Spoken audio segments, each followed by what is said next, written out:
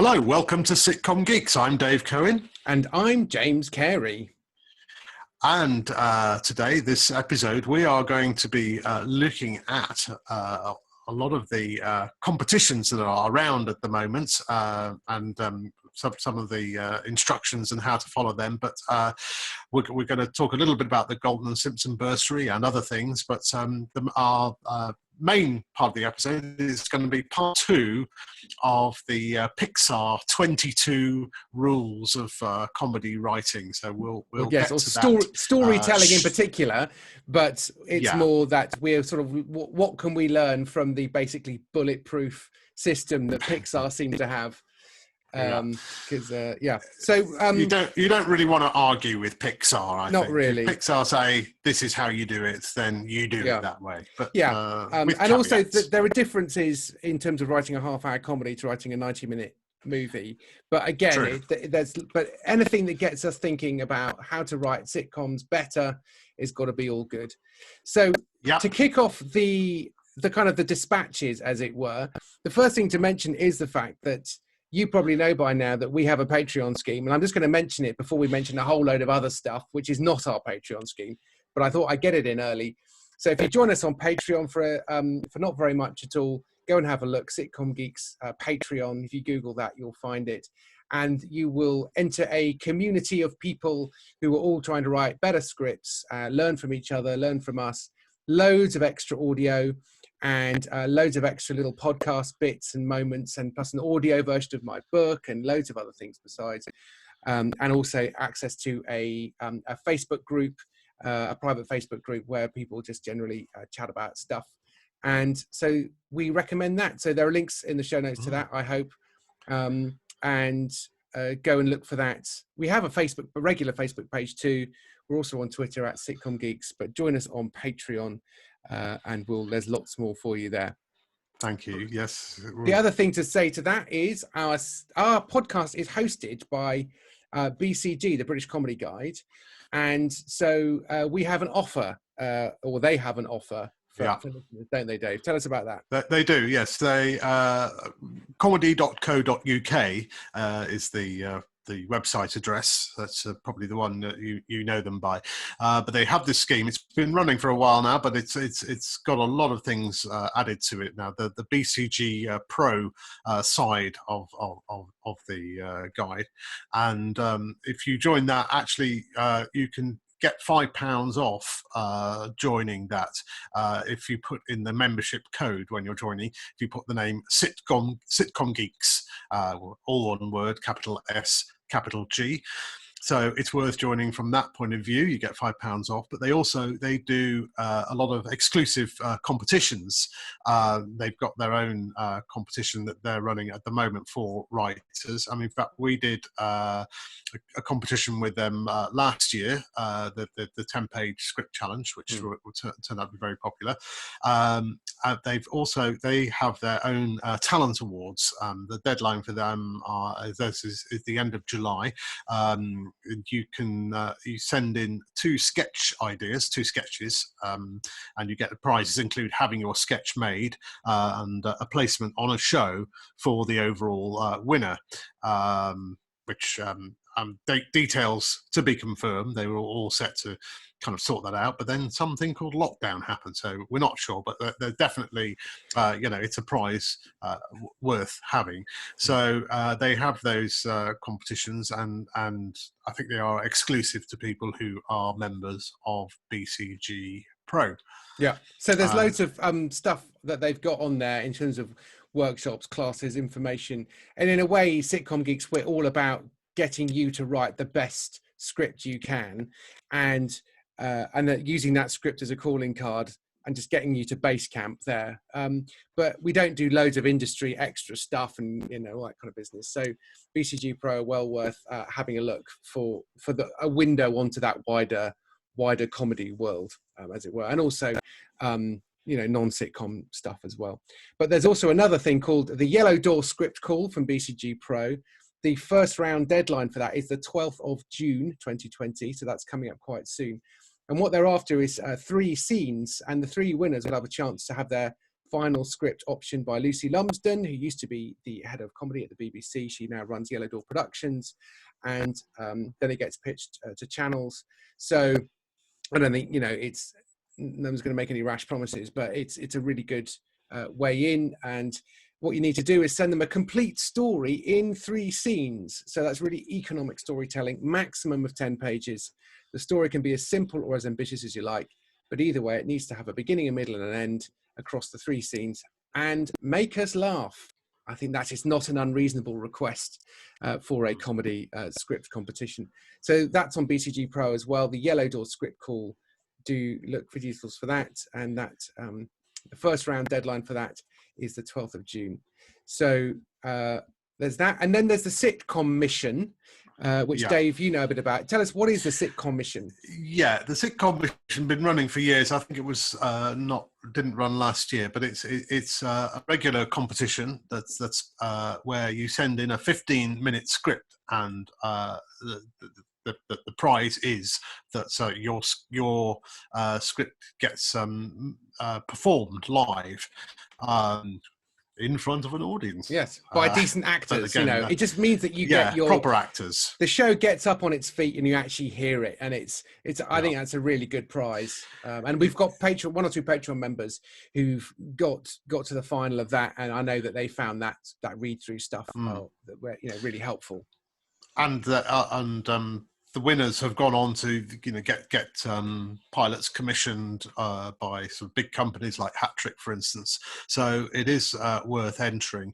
I'm not sure yet, as nobody is sure to any extent about anything about what the live performance situation will be, but I know that the deadline, I think, for the scripts is July. So the scripts have to be about 15 minutes long. And in fact, one of our Patreon members asked us a question, which I think is quite a reasonable question, is that if you're writing a 15-minute sitcom, should you have a B plot as well as an A plot?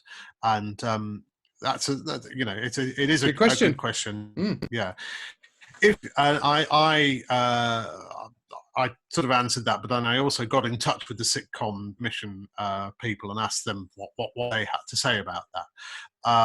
And Simon Wright, who's one half of Sitcom Mission, he said that a simple linear plot can feel a little thin to readers and viewers used to the intricate plotting of something like Modern Family, which if you don't watch Modern Family, 22 minutes long, they can sometimes have 4 or 5 subplots. So as Simon said, much older sitcoms tend to have just an A plot, later ones an A, B and a C. So if you give us just one plot, it can make your work feel a bit dated. I would suggest that you do a B plot in your 15-minute script, but make it short and punchy. 3 little visits at the most, with a big punchline laugh as your 3rd visit at the end. It only needs to take up 2 minutes of screen time, and that's already quite a lot in a 15-minute script.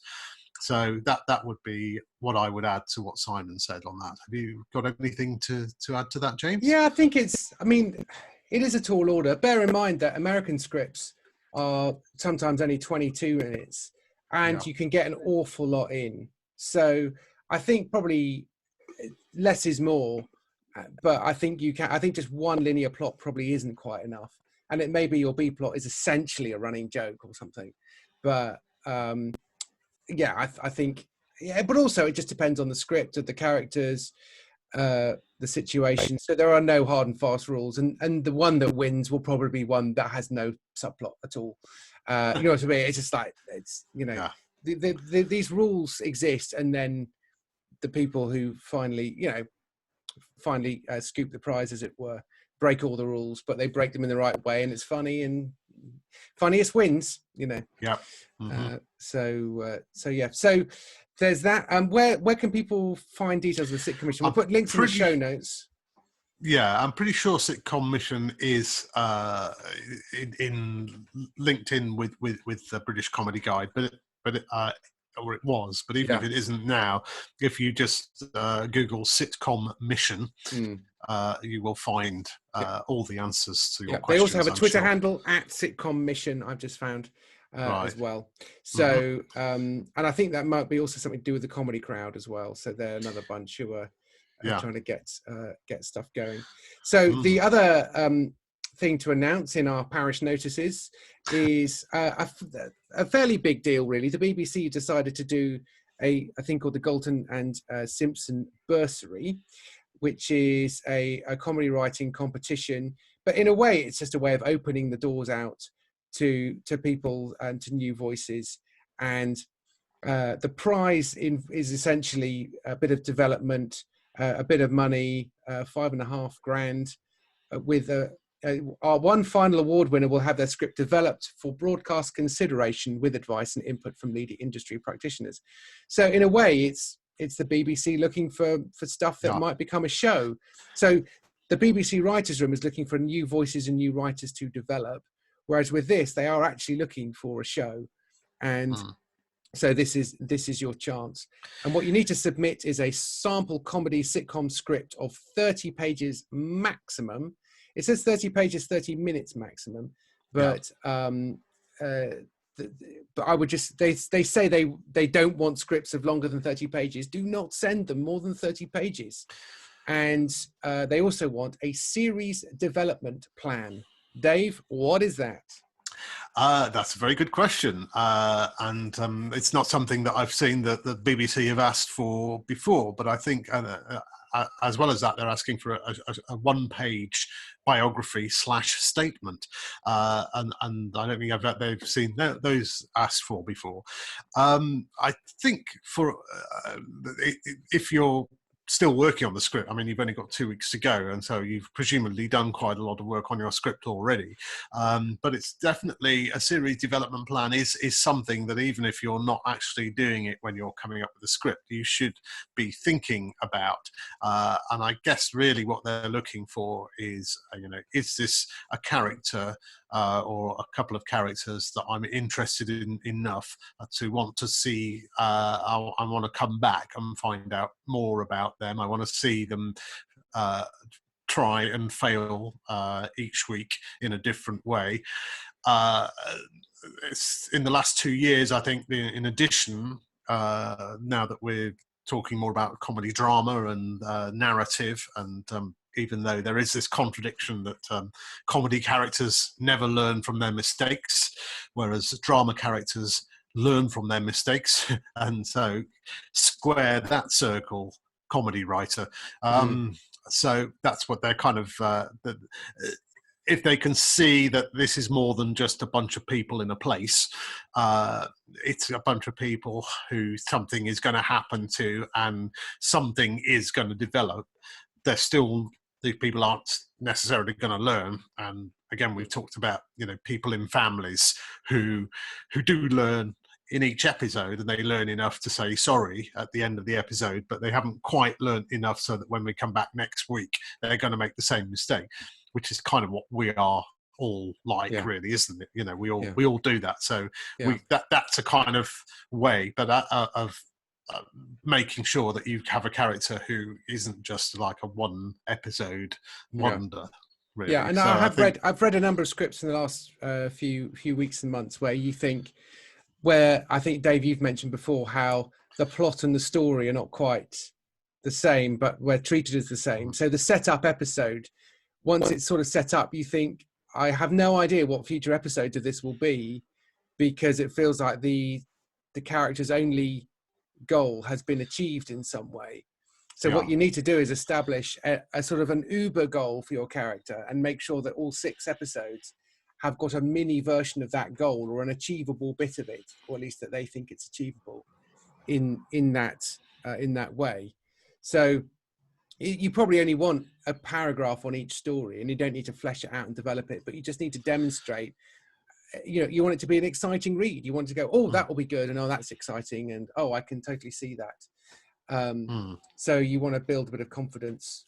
So the other thing to say is that if you have a script that's nearly ready, the deadline is very soon. If you go back and listen to episode 111, which is easy to remember, episode 111 is called Polishing Your Script. And in this, we go through a few last minute pre-flight checks before you launch it and send it off. So I would have a listen to that one, and I've written 1 or 2 episodes on my blog a few years ago as well, which might be worth having a look at too. So if you have a sort of a flick around on my blog, the latest. So if you go to Sitcom Geek singular sitcomgeek.blogspot.com, I write this thing called 5 mistakes in the first 10 pages of your sitcom script. So there are 5 ways in which you can kind of get it wrong. But there's also a blog on the right hand side under most popular posts called Polishing Your Script, which is the list I go through in episode 111 really. So that would be a good place to have a look. So yeah, that's another competition, the Galton and Simpson Awards. I would just add the last thing I would say about that, the short 1-page biography statement is that this is, I would say, is the last thing that you write, because you really want this to jump out the page, and you don't, whatever size you type it in, let's say you're looking to something that's between about 300 and 400 words.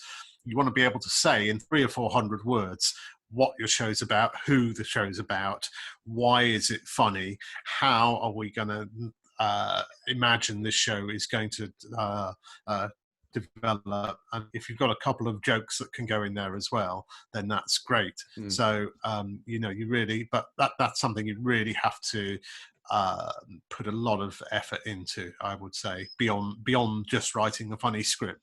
A 1-page that jumps out will kind of attract their attention. But having said that, a really funny script will really, really stand out, especially one that gets going in the first 10 pages rather than having the first thing actually happen on page 10, which is the problem with, I would say, 80% of the scripts that we read or come across. So we're going to get to finally we get to the meat of the episode after the parish notices have now finished, and we're going to just hack through rules 12 to 22 of a list of 22 rules of storytelling according to Pixar.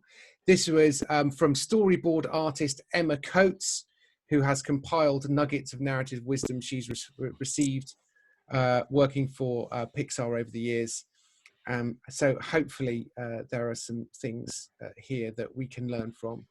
And shall I kick off with number 12? Number 12. That's very much a James rule, I think. Oh yes, so I mentioned this the other day. Start, yeah. Yes, discount the first thing that comes to mind, and the second, third, fourth, and fifth. Get the obvious out of the way. Surprise yourself. And I think this came up. So we've got an interview with Rufus Jones, who wrote the first 2 series of Home, and Patreon subscribers will be getting hold of that episode very, very quickly, and it will appear on the main feed. And it's a great episode. Really good, and goodness me, what a nice man. But everybody's as nice as you would hope he would be. But it came up in that, I think, where I said it was actually advice from Giles Corran that his father, Alan Corran, had given him, which is, don't write the first or the second or the third thing, but write the fourth or the fifth, because everyone will think of the first. The man in the street will think of the first. Your rivals and competitors might come up with the second or the third, but you need to go to the fourth. So, and I do worry that sometimes when I read scripts, you feel that a lot of characters are the first character they thought of to fill that gap. So if you've got a particular situation that's, I don't know, it's set in a bakery, and there's the guy in charge, there's his wife, and maybe his wife is really in charge, and you've got 2 people that work at the bakery, and one is the dozy son, and one is, and I'm literally just making this up at the top of my head, and one is a girl who just left, whatever.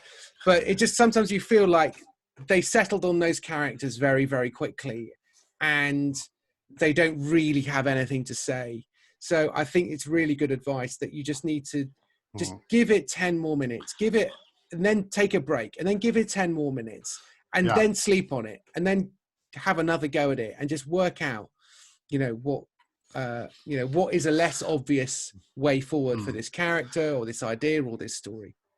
how many times have I looked at a story on Twitter and thought, this is a joke everyone will do, and you type in the keywords, and you'll see 10 people have done that joke. Oh, really? Think, okay, here's an idea. Maybe what about this? And I'll type that, and maybe 2 people have already done that joke. Okay, I can't do that. So that's another good way if you're trying to come up with jokes, or if you're just writing topical jokes, or just as an exercise, really.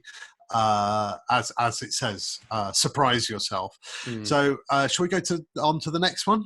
Yes, we can, because we need to keep things moving. Go for it. Number 13, give your characters opinions. Passive/malleable might seem likable to you as you write, but it's poison to the audience. And poison. That's a really strong way of putting it, but it is true. Yeah. But goodness me, that is a strong way of putting it. It is, I think, and it's something that I mentioned before, and I think it's a really lovely thing as an exercise that you do for your characters. Is ask yourself what newspaper do they read, and it seems like a simple thing to say, but there's this brilliant scene in Last Tango in Halifax shortly after the sort of who are the main characters. Anna Reid and Derek Jacobi, I forget the names of the characters, but these are friends who when they were in their 20s and went their separate ways, and they've met up again in their 70s, and it's a romance, and it's great, fantastic show. But very early on, we discover that he's a bit of a lefty, he's a bit of a Guardian reader, she's a Daily Mail reader, and they get into in church just chatting about something. They just get into a petty little bickering thing. They're still very much in love, but they kind of almost split up. Yeah. As they find out, kind of that on politics they have sort of different views, and it's just great. It's something that I thought, this is just a kind of writer's exercise that Sally Wainwright, who's a brilliant writer, has done, but actually she's got a beautiful solid gold scene out of it, and that's just out of he reads the Guardian, she reads the Mail. That's all you need to know about these 2 characters. So it's a good, that is a good exercise to try, especially if you've got two characters together. And I think one thing when I read outlines, but this is a particularly problem in kids shows I've seen. I don't know why when I've read outlines for kids shows, but you read an outline where the character description is this person is dynamic and exciting. They don't suffer fools gladly, but they also know how to listen, and they're not afraid to sometimes do this, and yet they're also spontaneous. And you just read this list and you just think, I have no idea who this person is. And he is every man stroke woman. Well, yes, he's sort of everyone and no one. Yeah. And in a way, I remember listening. There's a comedian called John Archer, who writes a lot with Tim Vine as well and tours with him. He's a magician who managed to put one past Penn and Teller actually on that big ITV show. Ooh. And I remember, I think he was doing some kind of psychological trick where he reads out a long description of a person and then asked everybody to put their hand up if you think that applies to you. And everyone, shut your eyes, put it up if you think it applies to you. And you open your eyes, and 75% of the room said it was them, even though it sounded incredibly specific. And therefore, in a way, we are a bag of contradictions, but we're not really. And we do all have different desires and wants and needs and neuroses. So I think people hedge their bets a bit with these characters. And actually, you just need to make sure that they have opinions and are heading in a particular direction. Yeah. So it is poison to the audience. Quite often, if I may say, the person with the least distinctive character is clearly the voice of the writer. So again, read lots of scripts where somebody shows up on their first day to work at the bakery, and they're basically introduced to everybody and react to them. And they don't actually have anything to do until page 15, and even then it's not very much. And you think, oh, this is the eye of the story. He doesn't actually have any strong opinions on anything. Yeah. That's actually a waste of a character. And And that is something that I notice a lot with people when you're starting out, and it's a natural thing to do. It's you sort of think about a place that you've worked or something, or a group of people that you've known, and you think, wow, these are, these were the craziest bunch of people that I ever worked with. I'm going to try and actually write about it. And you do, but in the process of doing that, you kind of you give everything good to all the other characters, and you're left with this person who you thought was going to be the main character, which is you, and they are nothing. And that's you have to be, this is the thing that I talk about to people now, is about the permission to lie. Be prepared to lie about yourself, and make sure if you are in this, you have to have something as well. And if it's not something that was there at the time, that doesn't matter, because this is fiction. It's not a documentary. Yeah. So, and people do lie, and people frequently say the opposite of what they mean. People frequently change, sort of express themselves either unclearly or irrationally. So I think less literal. The only exception I was thinking, can I think of a lead character who is a bit of an everyman? The obvious example that came to mind was Michael Bluth from Arrested Development. Right. But actually, Michael's character, played by Jason Bateman, surrounded by truly awful members of his family, he is the glue that holds them together, because he's actually too nice. And actually, he should tell all of his family to go jump in the lake. And he should drive, he should literally get in a car and drive off. He doesn't have a car. He's got one of those ramps that you use to drive people up to the side of an aeroplane. So he's too nice. That's his problem. He has a flaw. But quite often you get characters who kind of neither one thing nor the other. You must extinguish all of those characters with extreme prejudice. And that's the other thing that I say is your character should always be your main character should be the architect of their own demise. That's the thing about not being passive, is like, oh, this has happened, I'm going to do this. And you do it, and it causes problems. I'm going to have to do this now. And so it's always about the character, the decisions that the character makes. And it's very hard if you've got a blank slate of a character. It's very hard for them to suddenly become decisive about things. So make them even if they're wrong, and especially if they're wrong, they are wrong. They're sitcom characters. They're wrong. So number what's it? 14. Why must you tell this story? What's the burning belief within you that your story feeds off of? That's the heart of it. I think that's really well worth thinking. So obviously Pixar don't make many movies, and when they do, they cost millions of pounds. So they need to be really, really, really sure that there is something in it. But actually a sitcom costs millions of pounds to make. Each individual episode may feel like it's trivial in and of itself, but it isn't. And each story needs to be kind of emblematic of the big story that you're trying to tell. So what is the big story you're trying to tell? And again, there's always this danger that you think, I've got a funny situation, I'd like to be a sitcom writer, and I'm going to write a script, and I don't understand why I'm not getting very far. And I think you just need to be aware that these sitcoms are a big deal. They're expensive. They're a piece of business. They need to have a reason to exist. So I think you need to make sure that you do know what is your show really, really about. And that is episode 1 of Sitcom Geeks, nearly 5 years ago, isn't it? Yeah. What's your show about? What's it really about? Yeah, and we do go on about this, and we do get people coming back saying, "Well, what do you mean by that?" Because it isn't, it isn't just like a simple box ticking thing. It's about you and what you've been through and what your voice is. In fact, I've just written today a little thing for people for the Galton and Simpson thing about what is your comedy voice? What was Galton and Simpson's voice?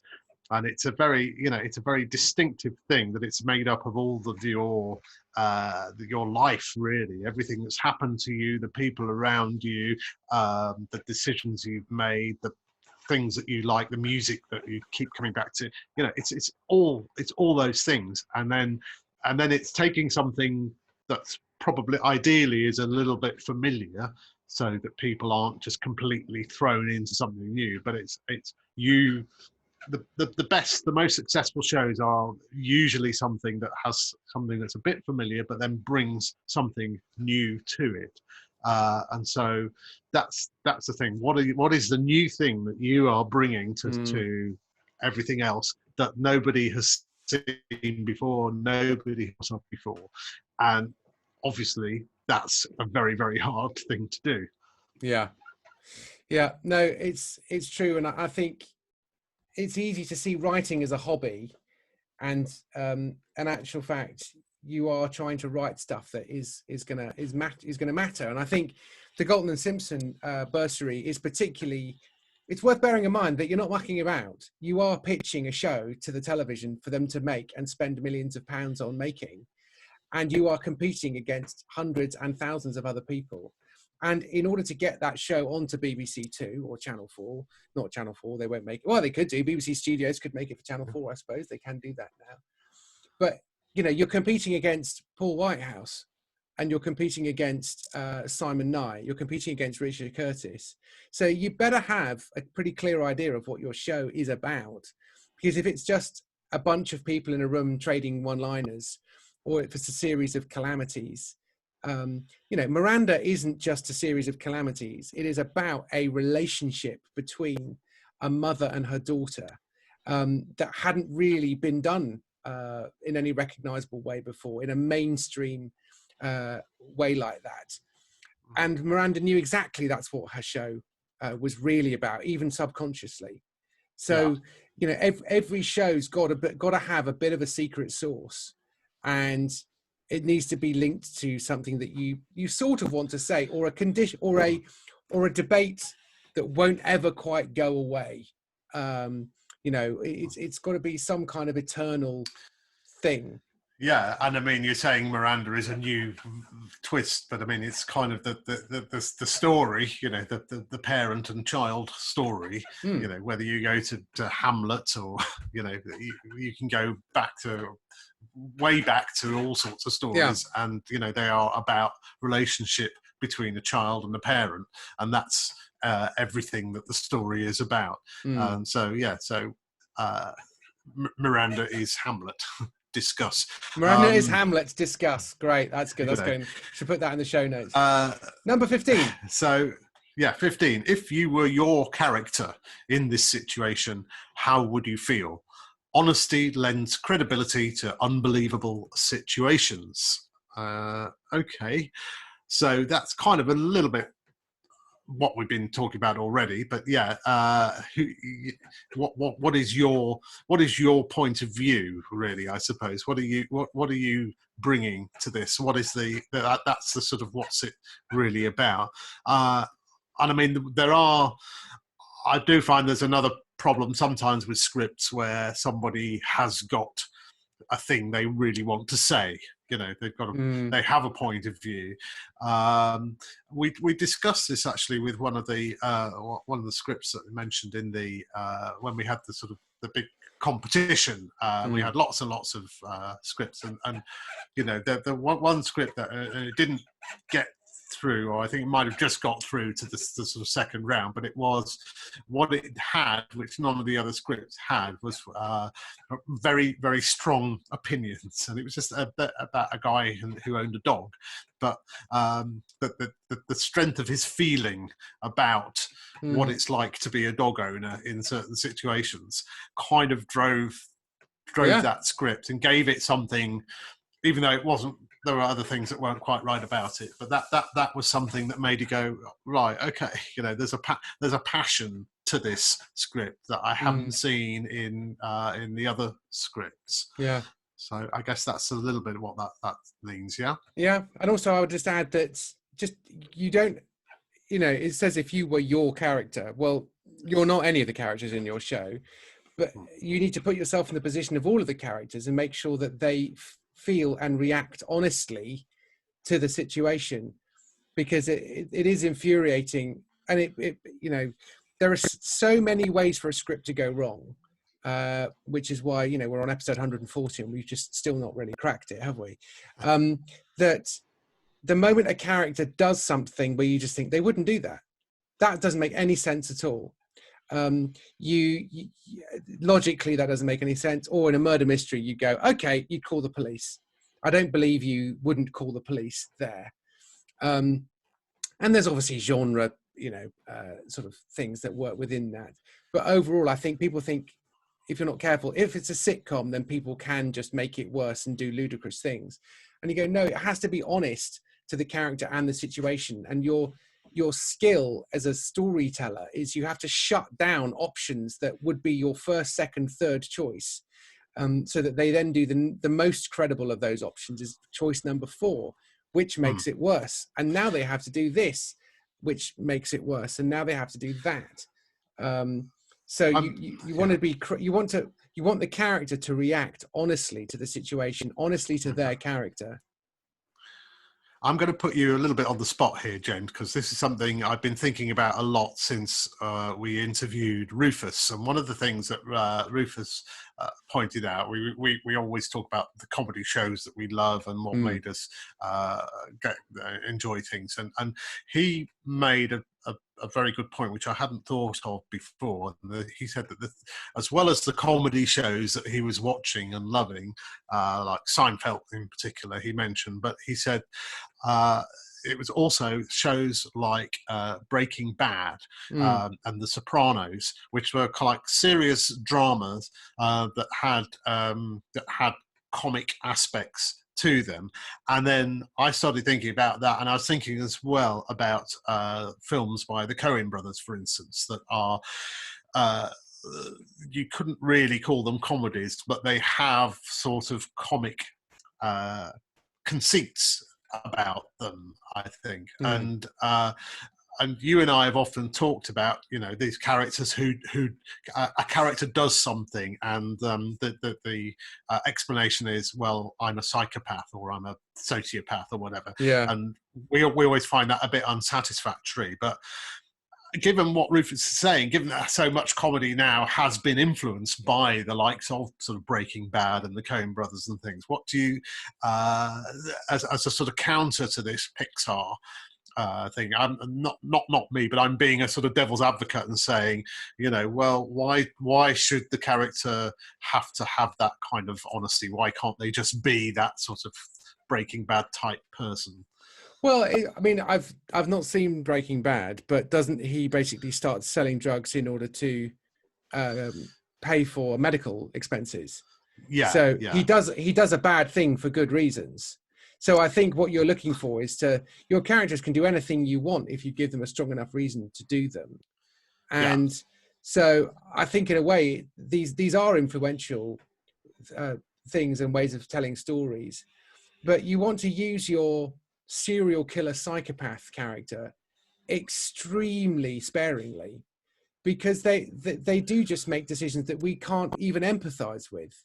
It is very rare for someone to be a psychopath. You know, it's single digit percentages, and therefore, and even mainstream Marvel movies and everything, they don't have villains anymore. They're always good. They're always people who think they're doing the right thing.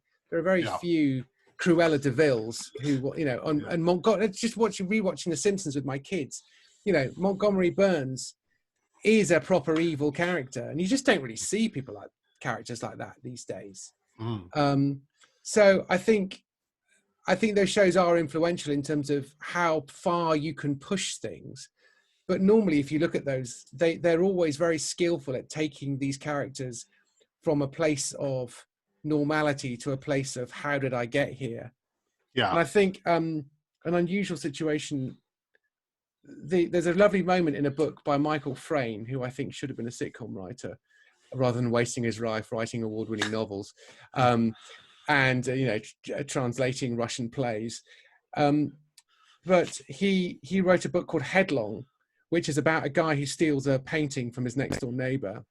And there's a lovely bit where the character sort of suddenly has a level of self-awareness, just like going, I'm stealing a painting that's worth a lot of money from, how did I get here? They'd rationalized it to themselves again and again by saying, this painting's owned by a jerk who doesn't appreciate it. I appreciate it. I should have it. And they sort of talk themselves into it. And I know in this novel, you can see into their minds much, much more clearly, but you just see a very skillful way in which a character justifies doing a really bad thing and gets completely out of their depth.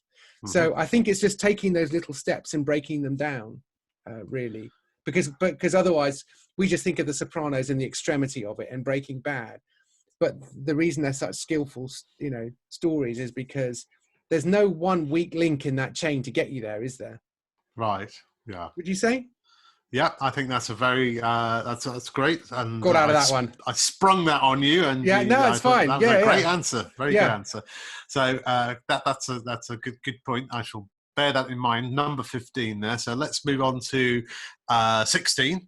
So this is what are the stakes? Give us reason to root for the character. What happens if they don't succeed? Stack the odds against. Yeah. And we Bog can talk standard about sitcom advice. Yeah. Galton and Simpson Award, Galton and Simpson, Steptoe and Son. I mean, every episode of Steptoe and Son that I can remember involves the father and son. That's that relationship again. The son hating his dad so much that he is going to leave. And he is, you get to 2/3 of the way through the episode and you think this 30-something and maybe 40-something single man living with his dad is going to walk out on him. He hates his life so much with him, he is going to walk out. I really believe he will. And I also really know that he won't, partly because he's a decent human being deep down, but also because he's a bit of a coward and he's scared of moving. And,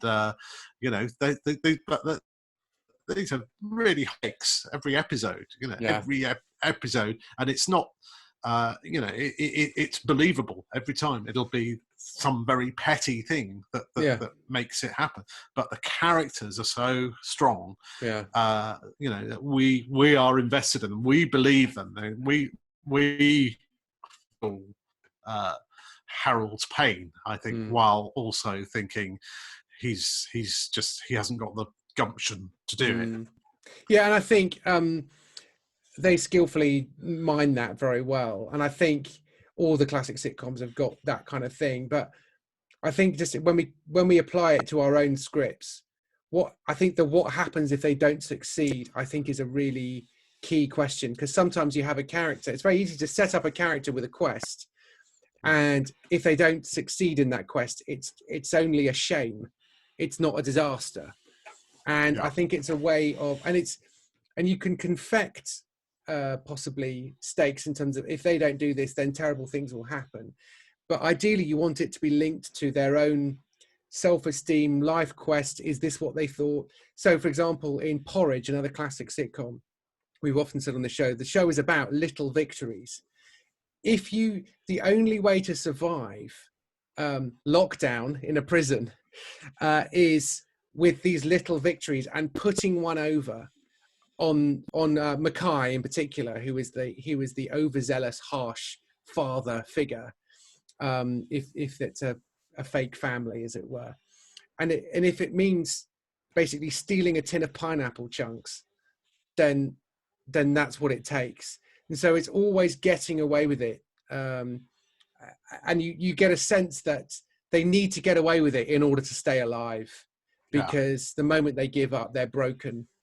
So I think it's not just finding if they don't, then it's a disaster because other disasters will happen. But I think it's like if they don't succeed, a bit of them will die inside, and they can't keep.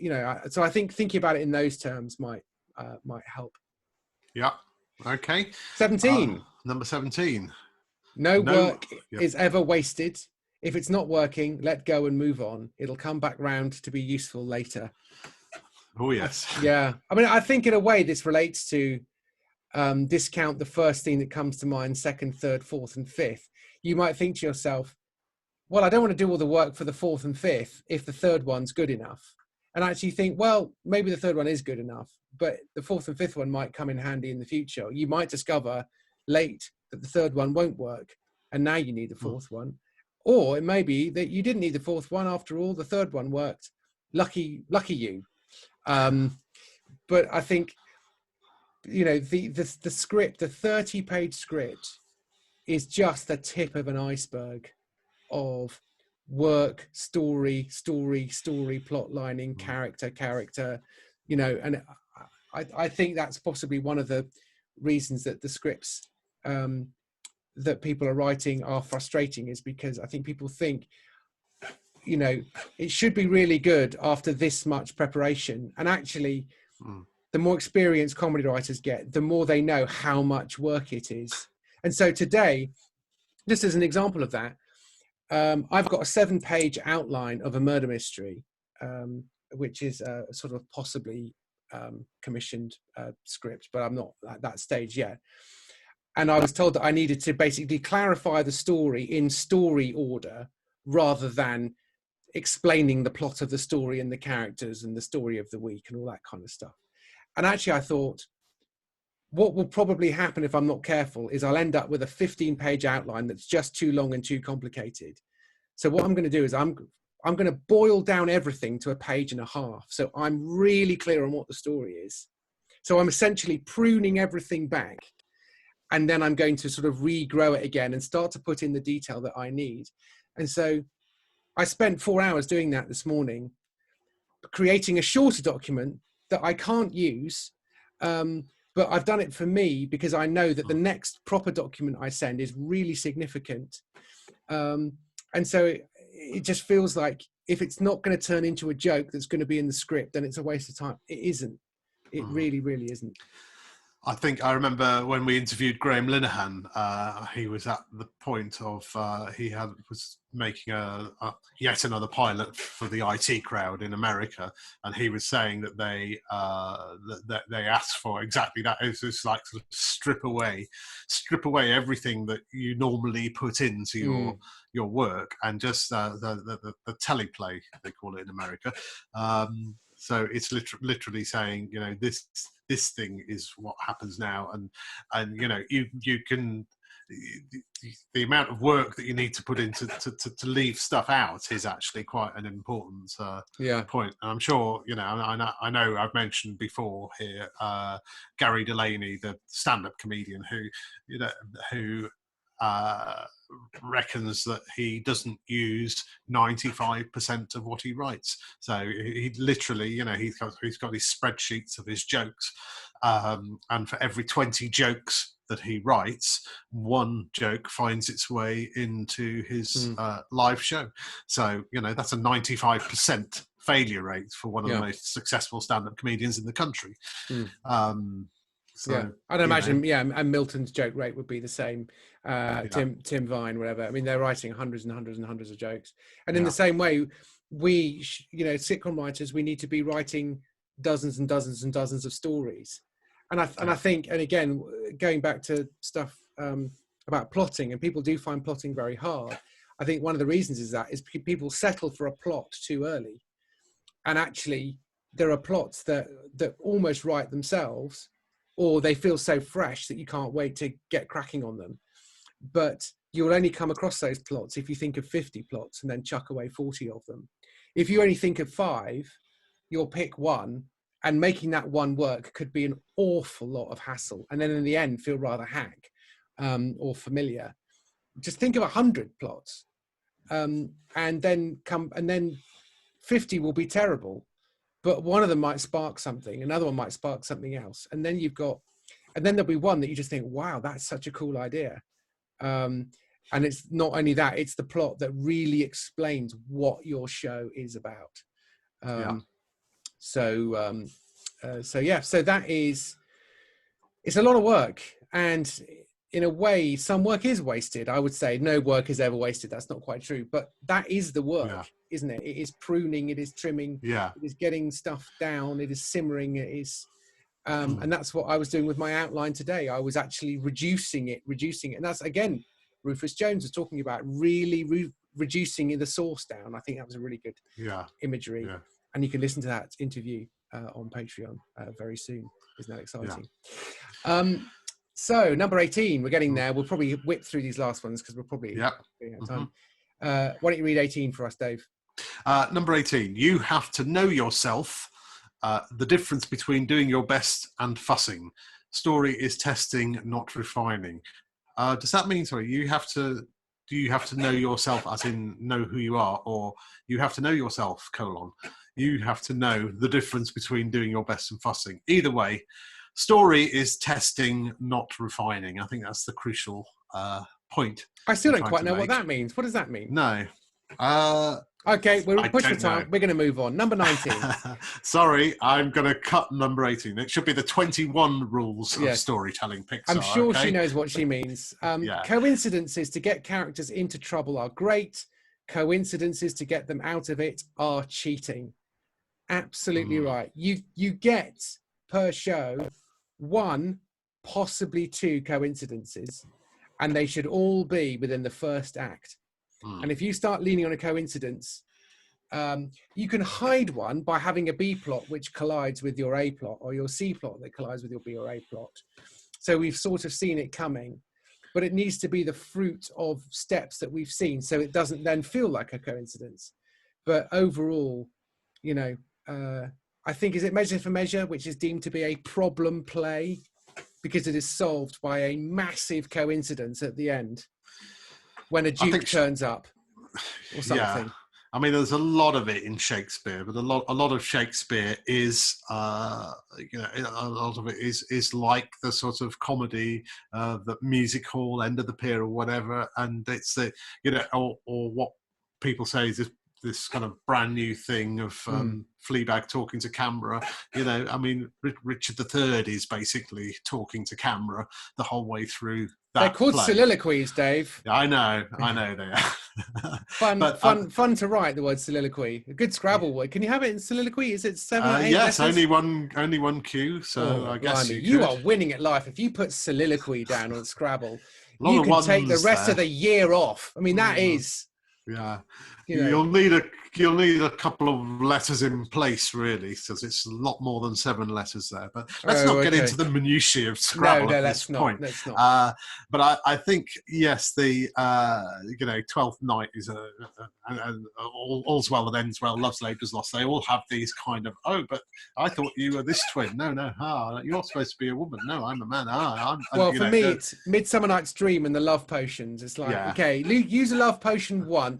If you must use it again, really. Ugh. Love potion me twice. Yeah, shame on not you. Good. You're on a very squeaky chair, by the way. I am. Dave. Sorry, I just realised that. I was going to reach for my water. I thought, I'm squeaking. Fine. By the way, listeners, that's what that noise is. It's Dave's squeaky chair. Yeah, I'm actually. We're recording from my bedroom this afternoon because all the other rooms have got other Zoom meetings, children in school or other parents in meetings. So I've been sent to the bedroom for this. You've been sent to your room. Sent to the squeaky chair. Number 20, exercise. Take the building blocks of a movie you dislike. How do you rearrange them into what you do like? Blimey, that feels like a lot of hard work. I mean, I don't see enough movies anymore, I'm afraid. So if I do dislike a movie, the last thing I want to do is go back to it. But yeah, I take the point. And although, again, I mean, editing is such a hugely important part of a movie, and putting things in the right place and the wrong right place. But I mean, actually, that's something maybe that you could tell us from the 18 or so episodes of Bluestone that you did. How much rearranging of what you thought was the script did you have? Sort of moving scenes around and things like that. Finally, because you don't have the luxury of shooting too much, you do kind of have to commit to it, but you don't always quite shuffle the scenes in the order you expect. But mostly, because I've done quite a lot of studio sitcom as well, there just isn't you just don't have the capacity to switch it around very much. Yeah. But in terms of, I think it is a useful exercise to watch a sitcom that you don't like, or to try a sitcom, and if you didn't like it, just to go, well, why didn't I like it? And it may be taste. I watched a really interesting I watched the first episode of Dead to Me on Netflix, and I thought, wow, this is really good.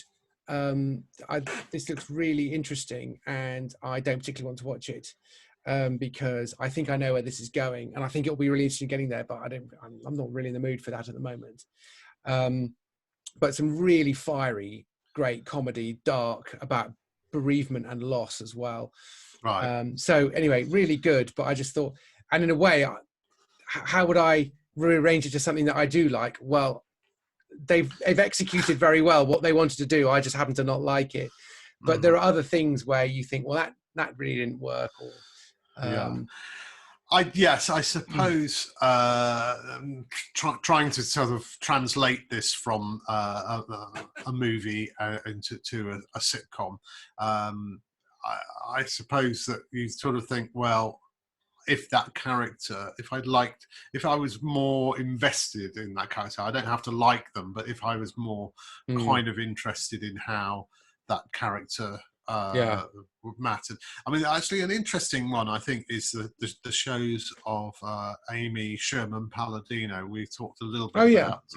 I need to get back to Mrs. Maisel. Mrs. Maisel, and the Gilmore Girls. And I was thinking about how what you were saying about you kind of drifted away from series 3, and that there are kind of bits of periods in the Gilmore Girls, which is massively long, 7 seasons, 48 minutes episodes, plus another 4 feature-length episodes after that. And there are long sections where these shows kind of drift a bit, and if you're not careful, you kind of you may drift away from it. But actually, there is that. What happens is you get payoffs at the end, and I can't think of anyone else really at the moment where I sort of watch a show and I go to bed worrying about these people in the same way that I worry about my own family, you know. And I think that's that I'm so invested in them. Don't tell your kids that. But they are such the series 3. I exactly get what you're saying. It drifts and drifts, but then the last 2 endings of the last 2 episodes are just great. Hit you so hard. It was worth it. I shall go that. It's just, for example, and again, it is the bit that I just go, so this amazingly successful, nasty piece of work comedian that does that vulgar music hall character, insists that Susie becomes her agent. And you just go, no. And she just persists, but she's got no track record. And you just think, no, I don't believe that. And she keeps sort of phoning up and saying, how are you getting on? How's this and that? You just think, no, sorry, don't believe that. Yeah, I think that's not an unreasonable thing to say. I'm only hoping that I thought, maybe the whole thing is just a long, slow burn wind up or something, but... Well, the payoff to it sort of makes up for that. Really. Okay, great. Well, we shall say no more. You are right. Okay, thank you. That's all I wanted to hear. But it's worth it. It's number 22. Penultimate episode. Number 22. 21, actually. 21. Excuse the American, but you gotta identify with your situation/characters. Can't just write cool, in inverted commas. What would make you act that way? Oh, that's interesting. I mean, that's overlapping with... If you were your character in their situation, how would you feel? Yeah, it feels that people. The scripts that we've read, dialogue these days is pretty good, and very rarely do people write cartoonishly bad dialogue or dialogue that feels like it was hack even in 1976. But actually, quite often there was a problem that people just say cool things and sitcom-y, smart things with the rhythm of a joke, and you just think a major thing has just happened and you've just sort of made a slide sort of James Bond joke about it. You've sort of undermined the reality that you've worked quite hard to create. Yeah. Is that fair? Yeah, I think so. And I think it comes back to the very difficult thing that we talked about, when you're writing jokes, your joke either has to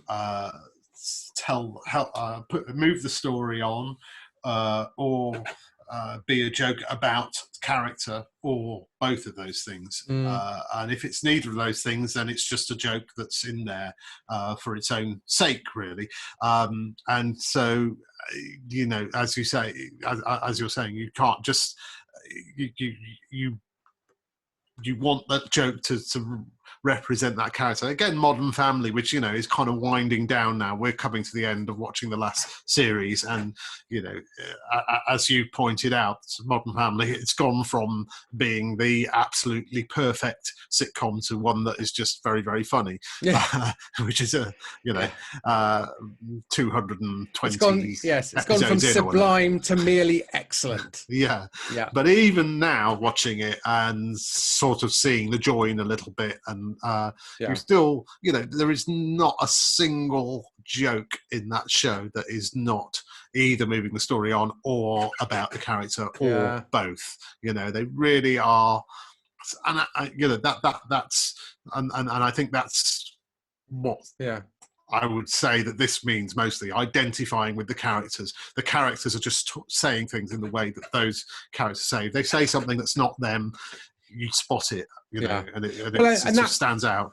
That kind of feeds in, therefore, to our final one, number 22, which is, what's the essence of your story? Most economical telling of it. If you know that, you can build out from there. And so just wrapping it up in a bit of a bow, the Galton and Simpson Bursary, 30 pages.